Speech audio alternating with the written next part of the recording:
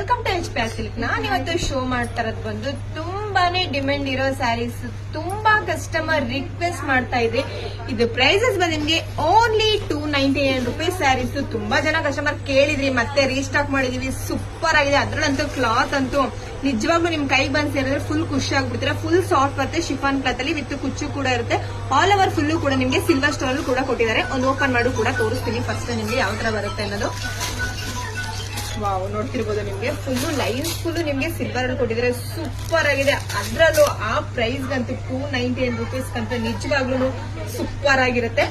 Blouse ಬಂದು ನಿಮ್ಗೆ same ಏನ್ ನಿಮ್ಗಿದೆ ಅದೇ ರನ್ನಿಂಗ್ ಅಲ್ಲೇ ಕೂಡ ನಿಮ್ಗೆ ಬ್ಲೌಸಸ್ ಬರುತ್ತೆ.